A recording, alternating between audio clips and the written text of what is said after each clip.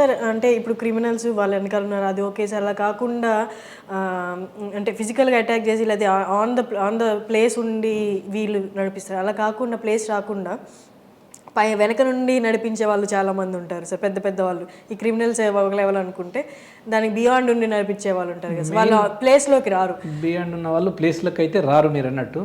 కొంతమంది డెఫినెట్గా కొంతమంది ఉంటారు, ప్రొవోకేట్ చేస్తుంటారు. బట్ వాళ్ళకు కొంత సొంత లాభం ఉంటుంది, వాళ్ళకు ఎక్కువ మందిని ఎంకరేజ్ చేయించడం ద్వారా తద్వారా వాళ్ళ నుంచి కలెక్షన్ చేయాలి. మెయిన్ ఏంటంటే లోకల్ లీడర్సే ఉంటారండి. లోకల్గా కొంచెం స్థానికంగా లీడర్ అని చెప్పుకునే వ్యక్తులుగా ఉంటారు. బహుశా వాళ్ళు ఈ పార్టీ ఆ పార్టీ అనేది ఏమి ఉండదు. వాళ్ళు ఎక్కడ పోతే అక్కడ అధికారం వచ్చినప్పుడు అక్కడికి షిఫ్ట్ అవుతుంటారు సహజంగా. మీకు డైరెక్ట్గా ఏమన్నా థ్రెటనింగ్ కాల్స్ వచ్చేవా సార్?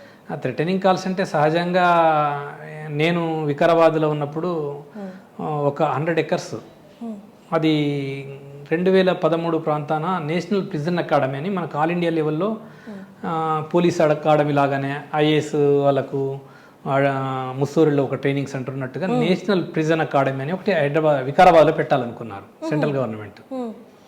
ఆ ప్రిజన్ అకాడమీ కోసం 100 ఎకరాల భూమి కేటాయించడం జరిగింది.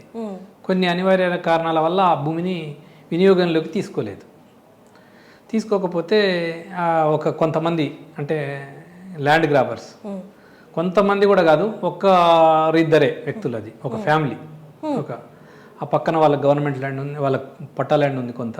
అతను ఏం చేశాడంటే ఆ ప్లాన్డ్గా దాన్ని ఎప్పుడైనా మళ్ళీ ప్రభుత్వం నుంచి రెగ్యులరైజ్ చేయించుకోవచ్చు అనే ఉద్దేశంతో అక్కడొకటి బిల్డింగ్లు కట్టుకుంటూ పోయాడు. అది కొంచెం మారుమూల ప్రాంతంలో ఉంటుంది, ఎవరు వెళ్ళి చూడలేకపోయారు.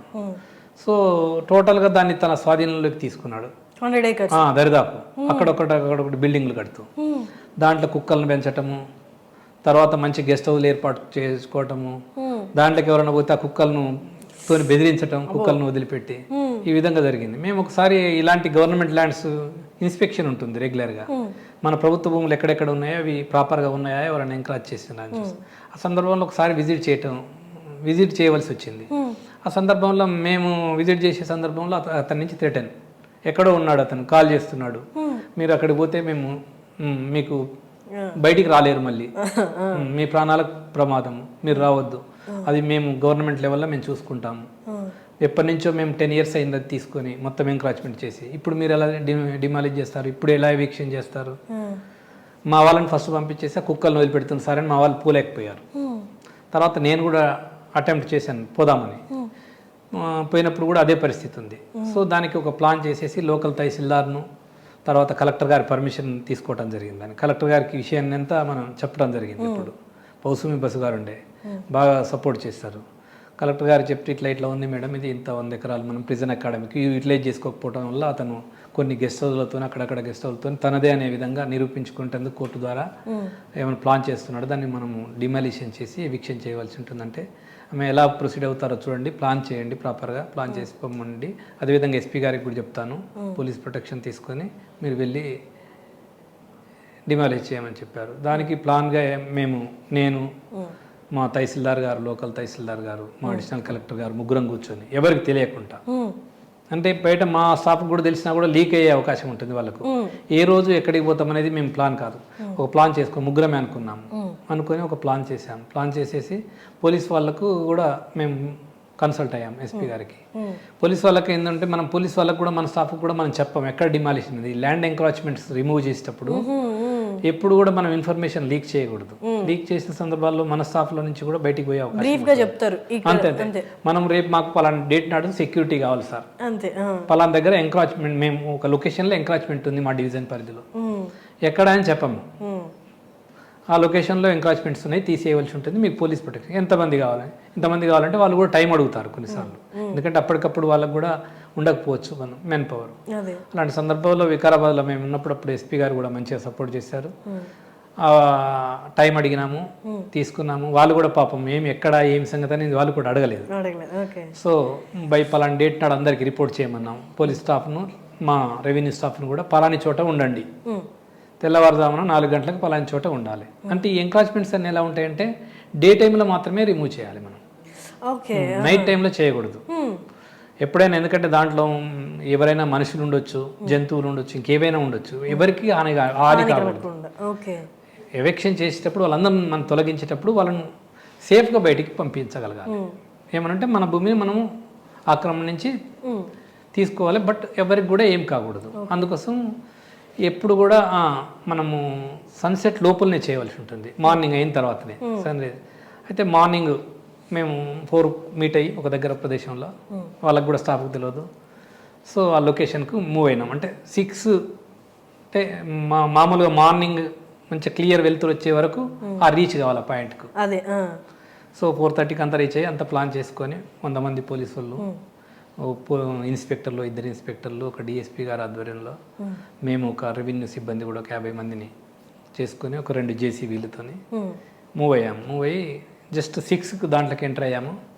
ఎంటర్ అయ్యేసి గెస్ట్ హౌస్లు, మంచి గెస్ట్ హౌస్లు అన్ని కట్టుకున్నారు. మంచి కాస్ట్లీగా కట్టుకొని కాస్ట్లీగానే కట్టుకున్నారు. ఎందుకంటే బహుశా మా వాళ్ళు కూడా అటు పక్క కొద్ది రోజుల పాటు మళ్ళీ చూడలేదు. అబ్బాయానికి ఏదో అంతకుముందు ఉన్న ఆఫీసర్స్ అక్కడ పోయి ఉండలేదు. దానివల్ల వాళ్ళు అదొక సామ్రాజ్యం 2-3 రోజులు సీరియల్ వచ్చింది టీవీలలో, టీవీలలో వచ్చింది, చాలా బాగా వచ్చింది మీకు. 2020-21లో బహుశా కరెక్ట్గా డేట్ లేదు, బట్ టీవీలలో 2-3 రోజులు వచ్చింది. గ్రేట్ అచీవ్మెంట్ రెవెన్యూ డిపార్ట్మెంట్ ద్వారా. అయితే అది ఇక పోయి మనం మన పొజిషన్లోకి తీసుకోవాల్సింది. దాంట్లో ఎవరు లేరు. యాక్చువల్గా ఏంటంటే నైట్ వాళ్ళకు ఇన్ఫర్మేషన్ ఉందా లేదా తెలుసు, కానీ మేము దాంట్లోకి ఎంటర్ అయ్యేసరికి ఓన్లీ వాచ్మెన్స్ తప్ప ఎవరు లేరు, అందరు ఎస్కేప్. మాకు అనిపించింది ఏంటంటే అప్పుడే అక్కడి నుంచి బయటికి వెళ్ళిపోయినట్టు కొన్ని ఆనవాళ్ళు అక్కడ మనుషులు, అంటే ఎక్కడ సామాను పెట్టేసి వెళ్ళిపోయారు. ఒక 2-3 వాచ్మెన్స్ మాత్రం కస్టడీలోకి తీసుకున్నాము.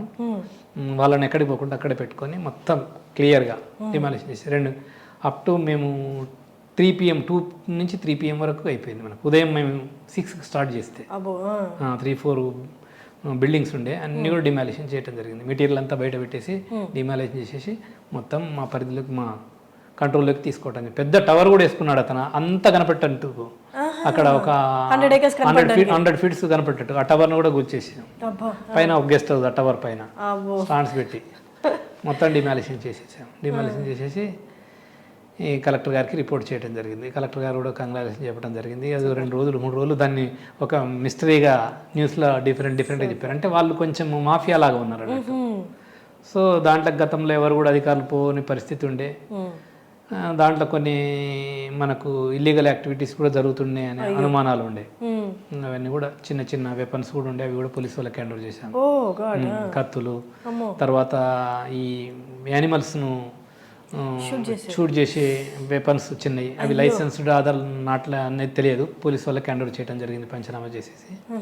ఆ విధంగా దాన్ని మొత్తం కూడా 100 ఎకరాలను తీసుకొని మేము మళ్ళీ ఆ అది అంతా వార్త చూసేసి అప్పుడు జైలు డిపార్ట్మెంట్ వాళ్ళు కలెక్టర్ గారిని అప్రోచ్ కావటం జరిగింది. ఇక్కడ పేపర్లలో వస్తుంది జైలు డిపార్ట్మెంట్ ల్యాండ్ అట అంటే, అప్పుడు అవును యాక్చువల్గా ప్రిజనర్స్ అకాడమీ కోసం, నేషనల్ ప్రిజనర్ అకాడమీ కోసం అలాట్ చేసి వాళ్ళు కూడా అవేర్ లేరు, వాళ్ళకి కూడా కొంచెం కమ్యూనికేషన్ సరిగా లేనట్టుంది. తదుపరి ఏమంటే వాళ్ళు కూడా డిపార్ట్మెంట్ హెడ్ ఆఫీస్ నుంచి వచ్చేసి వాళ్ళు డబ్బులు దానికి స్పెండ్ చేసేసి మొత్తం పెన్షన్ చేయడం జరిగింది. ఇక్కడ మన్నెగూడ దగ్గర అది ఒక పెద్ద గ్రేట్ అచీవ్మెంట్. ఇక్కడ ఇబ్రాహీంపట్నం ఇక చిన్న చితకైతే డెఫినెట్గా ఉంటుంటాయి. ముషీరాబాద్లో చేసినప్పుడు, ఓల్డ్ సిటీలో చేసినప్పుడు ఛాలెంజింగ్. ఎమ్మెల్యేలు కూడా వస్తుంటారు. ఓల్డ్ సిటీలో అయితే బౌద్ధపూర్లో చేస్తున్నప్పుడు చార్మినార్ ఎమ్మెల్యే గారు వస్తుండే, వచ్చి నాట్ అలౌడ్ బట్ ఫోన్ చేస్తుండే. ఫోన్ చేసేసి అతనైతే ఏమైనా ఇష్యూ అయితే అంత రష్ అయ్యే పరిస్థితి ఉంటుండే, అక్కడే ఉంటుండే కదా లివింగ్, అట్లా ఉంటుండే.